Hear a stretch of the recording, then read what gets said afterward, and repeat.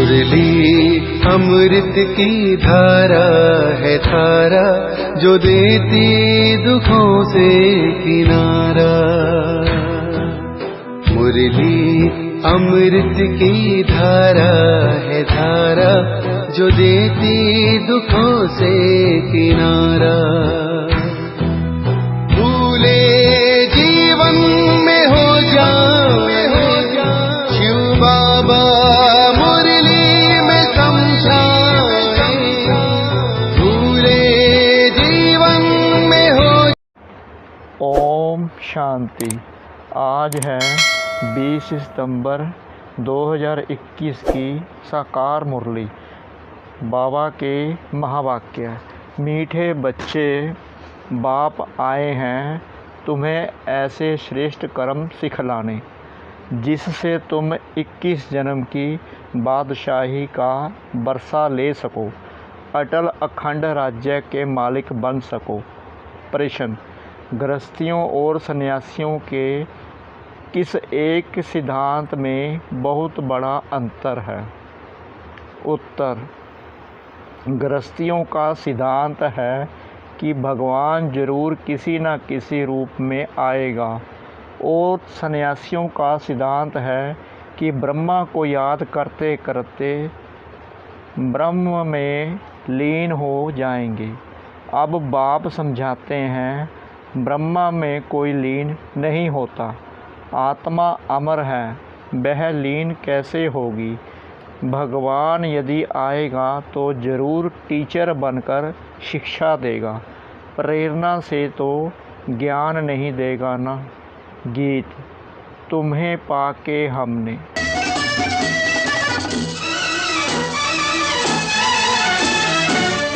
तुम्हें पाके हमने जहाँ पा लिया है, तुम्हें पाके हमने जहाँ पा लिया है। ज़मीं तो ज़मीं आसमां पा लिया है, तुम्हें पाके हमने जहाँ पा लिया है, तुम्हें। ओम शांति। मीठे मीठे रूहानी बच्चों ने यह गीत सुना। रूहानी बच्चे ही कहते हैं कि बाबा, बच्चे जानते हैं यह बेहद का बाप बेहद का सुख देने वाला है, अर्थात वह सभी का बाप है। उनको सभी बेहद के बच्चे आत्माएं याद करते हैं, किसी न किसी प्रकार से याद करते हैं, परंतु उनको पता नहीं है कि हमको उस परम पिता परमात्मा से कोई बादशाही लेनी है। तुम जानते हो, हमको जो बाप सतयुगी विश्व की बादशाही देते हैं, वह अटल अखंड अडोल है। वह हमारी बादशाही 21 जन्म कायम रहती है। सारे विश्व पर हमारी राजाई रहती है, जिसको कोई छीन नहीं सकता, लूट नहीं सकता है। हमारी राजाई है अडोल, क्योंकि वहाँ एक ही धर्म होता है, द्वैत है नहीं। वह है अद्वैत राज्य। बच्चे जब गीत सुनते हैं तो अपनी राजाई का नशा बुद्धि में आना चाहिए।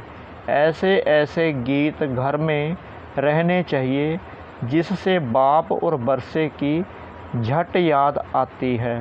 बाप के याद की मस्ती के गीत होने चाहिए। तुम्हारा सब है गुप्त। बड़े आदमियों के तो बहुत ठाठ होते हैं, तुमको कोई ठाठ नहीं है।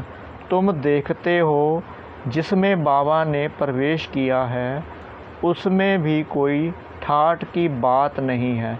कपड़े आदि सब वही हैं। तुम बुद्धि से समझते हो कि बाबा ने इसमें प्रवेश किया है, हमको यह राज्य भाग्य देने। यह भी बच्चे जानते हैं कि सारी सृष्टि में इस समय जो भी मनुष्य मात्र हैं, सब देव अभिमान में आकर अनराइटियस काम करते हैं, इसलिए बेसमझ कहा जाता है। सबकी बुद्धि को ताला लगा हुआ है। तुम कितने समझदार विश्व के मालिक थे, अभी माया ने बिल्कुल बेसमझ बना दिया है, जो कोई काम के नहीं रहे हैं। बाप के पास जाने के लिए यज्ञ तप बहुत करते हैं, परंतु मिलता कुछ नहीं, ऐसे ही धक्के खाते रहते हैं। परमात्मा को कोई भी जानते नहीं, सर्वव्यापी कह देते हैं। यह भी कितना रॉन्ग हो जाता है। पिता अक्षर बुद्धि में नहीं आता है, करके कोई कहते भी हैं, वह भी कहने मात्र। अगर परम पिता समझें तो बुद्धि एकदम चमक उठे। बाप स्वर्ग का वर्षा देते हैं, वह है हेवनली गॉड फादर। फिर हम कलयुगी नरक में क्यों पड़े हैं? अब हम मुक्ति, जीवन मुक्ति कैसे पा सकते हैं? यह किसकी बुद्धि में नहीं आता है। अभी तुमको समझ मिली है। बाबा ने हमको यह स्मृति दिलाई है, जब नई दुनिया, नया भारत था तो हमारा राज्य था। एक ही मत, एक ही भाषा, एक ही महाराजा महारानी थे। सतयुग में महाराजा महारानी, त्रेता में राजा रानी कहा जाता है। फिर द्वापर में वाम मार्ग शुरू होता है। फिर हर एक के कर्मों पर मदार है। कर्मों अनुसार एक शरीर छोड़ दूसरा लेते हैं। अभी बाप कहते हैं, मैं तुमको ऐसे कर्म सिखाता हूँ जो 21 जन्म बादशाही ही पाते रहेंगे। भल वहाँ भी हद का बाप मिलता है, परंतु वहाँ यह ज्ञान नहीं रहता कि यह राजाई का वर्षा बेहद का बाप का दिया हुआ है। फिर द्वापर से रावण राज्य शुरू होता है तो विकारी संबंध हो जाता है। फिर जैसे जैसे कर्म वैसा फल मिलता है। देवता वाम मार्ग में चले जाते हैं। फिर सतयुग का सब खलास हो जाता है। फिर कर्मों अनुसार जन्म लेते हैं। भारत में पूज्य राजाएं थे तो पुजारी राजाएं भी थे। सतयुग में राजा रानी और प्रजा सब पूज्य होते हैं। फिर जब द्वापर में भक्ति शुरू होती है तो यथा राजा रानी तथा प्रजा पुजारी बन जाते हैं। बड़े राजा जो सूर्यवंशी थे वही पुजारी बन जाते हैं। फिर वेश्यावंशी बन जाते हैं। अभी तुम 22 बनते हो। उसकी प्रारब्ध फिर 21 जन्म चलती है। फिर भक्ति मार्ग शुरू होता है। जो जो पूज्य देवी देवता होकर गए हैं उन्हों के मंदिर बनाकर उनकी पूजा करते हैं। यह सिर्फ भारत में ही होता है। यह 84 जन्मों की कहानी जो बाप सुनाते हैं, यह भी भारतवासियों के लिए है और धर्म वाले आते ही बाद में हैं। फिर तो वृद्धि होते होते ढेर के ढेर हो जाते हैं। वैरायटी भिन्न भिन्न देवी देवताओं की रस्म रिवाज थी, वह भारत के गुरुओं की नहीं है।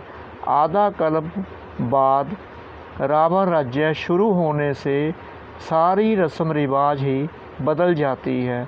फिर पूज्य से पुजारी बन जाते हैं।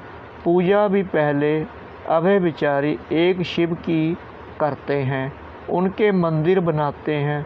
फिर लक्ष्मी नारायण के बनाएंगे। एक ने लक्ष्मी नारायण का मंदिर बनाया तो दूसरा भी बनाएंगे। फिर राम सीता के मंदिर बनाने लग पड़ेंगे। फिर कलयुग में देखो गणेश, हनुमान, चंडिका देवी आदि आदि के अनेक देवियों के चित्र बनाते रहते हैं। भक्ति मार्ग के लिए सामग्री भी चाहिए ना। जैसे बीज कितना छोटा होता है, झाड़ कितना बड़ा होता है, वैसे भक्ति का विस्तार हो जाता है। ढेर के ढेर शास्त्र बनाए जाते हैं। अब बाप बच्चों को कहते हैं, यह भक्ति मार्ग की सामग्री सब खत्म होनी है। अब मुझ बाप को याद करो। भक्ति का प्रभाव भी बहुत है ना। कितनी खूबसूरत है। नाच तमाशा, गायन कीर्तन आदि कितना खर्चा करते हैं। अभी बाप कहते हैं, मुझ बाप और बरसे को याद करो, आदि सनातन धर्म को याद करो। अनेक प्रकार की भक्ति तुम जन्म जन्मांतर करते आए हो। गृहस्थ धर्म वाले ही भक्ति शुरू करते हैं, सन्यासियों को तो भक्ति नहीं करनी है। यज्ञ तप दान पुण्य तीर्थ आदि यह सब गृहस्थियों का काम है, ना कि सन्यासियों का। वह है ही निर्वृति मार्ग वाले, उन्हों के लिए कायदा है, घर बार छोड़ जाए, जंगल में रहना और ब्रह्मा तत्व को याद करना। वह है ही तत्व ज्ञानी। ब्रह्मा ज्ञानी तत्व अथवा ब्रह्मा को ही ईश्वर कह देते हैं। जैसे असल में है आदि सनातन देवी देवता धर्म की, परंतु हिंदुस्तान में रहते हैं तो अपना धर्म हिंदू समझ लिया है। वैसे सन्यासी भी आत्माओं के रहने के स्थान तत्व को परमात्मा समझ लेते हैं। ब्रह्मा व तत्व को ही याद करते हैं। वास्तव में सन्यासी जब सतो प्रधान हैं तो जंगल में जाकर रहते हैं शांति में। ऐसे नहीं कि उन्हों को ब्रह्मा में जाकर लीन होना है। बाप कहते हैं, यह उन्हों का मिथ्या ज्ञान है, लीन कोई हो नहीं सकते।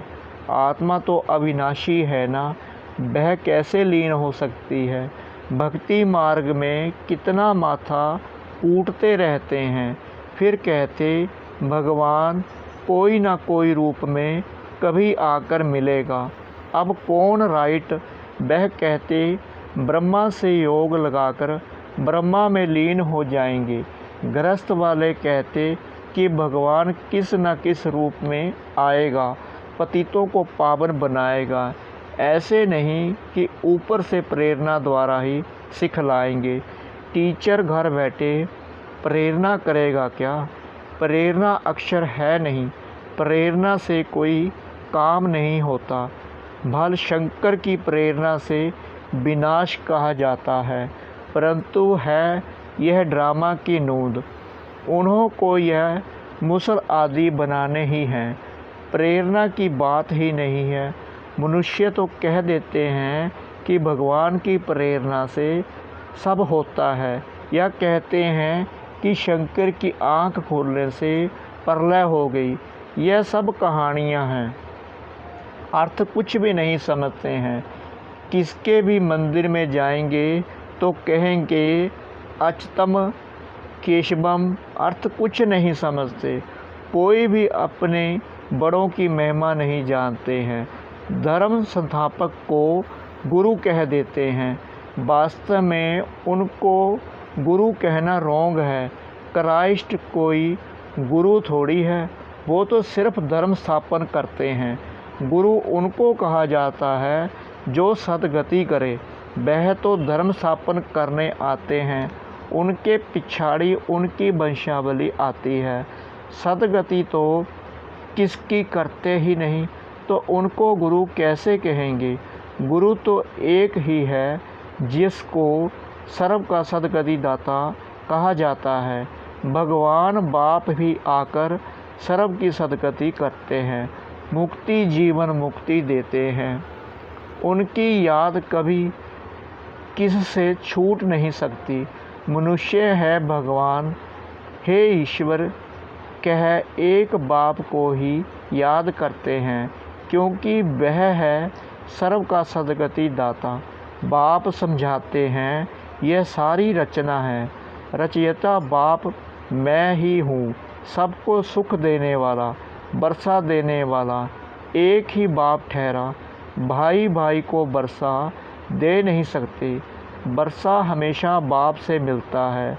मैं सभी बेहद के बच्चों को बेहद का वर्षा देता हूँ, इसलिए ही मुझे याद करते हैं। हे परमात्मा क्षमा करो, समझते कुछ भी नहीं। बाप कहते हैं, मैं कोई इन्हों के पुकारने से नहीं आता हूँ। यह तो ड्रामा में बना हुआ है। ड्रामा में मेरे आने का पाठ भी नूंदा हुआ है। अनेक धर्म विनाश, एक धर्म की स्थापना व कलयुग का विनाश, सतयुग की स्थापना करनी होती है। मैं अपने समय पर आप ही आता हूँ। यह भक्ति मार्ग का भी ड्रामा में पाठ है। अब जब भक्ति मार्ग का पाठ पूरा होता है तब आया हुआ हूँ। कल्प पहले भी बाबा आप ब्रह्मा तन में आए थे। यह ज्ञान अभी तुमको मिलता है, फिर कभी नहीं मिलेगा। यह है ज्ञान, वह है भक्ति। ज्ञान की प्रलब्ध है चढ़ती कला। कहा जाता है सेकंड में जीवन मुक्ति। जनक को सेकंड में जीवन मुक्ति मिली थी ना, लेकिन क्या एक जनक ने ही जीवन मुक्ति पाई? जीवन मुक्ति तो सब पाते हैं ना, सारी विश्व पाती है। सतगति व जीवन मुक्ति एक ही अक्षर है। जीवन मुक्ति अर्थात जीवन को मुक्त करते हैं। इस रावण राज्य से बाबा जानते हैं बच्चों की कितनी दुर्गति हो गई है। बिल्कुल दुखी हो गए हैं। उन्हों की फिर सदगति होनी है। पहले मुक्ति में जाकर फिर जीवन मुक्ति में आएंगे। शांति धाम से फिर सुखधाम में आएंगे। यह चक्कर का राज बाप ने समझाया है। बाप कहते हैं इस समय सारे सृष्टि का झाड़ जड़ जड़ी भूत तमो प्रधान हो गया है। इसलिए कोई भी अपने को आदि सनातन देवी देवता धर्म का समझते नहीं हैं। आदि सनातन देवी देवता धर्म के थे क्योंकि देवताएं पवित्र थे।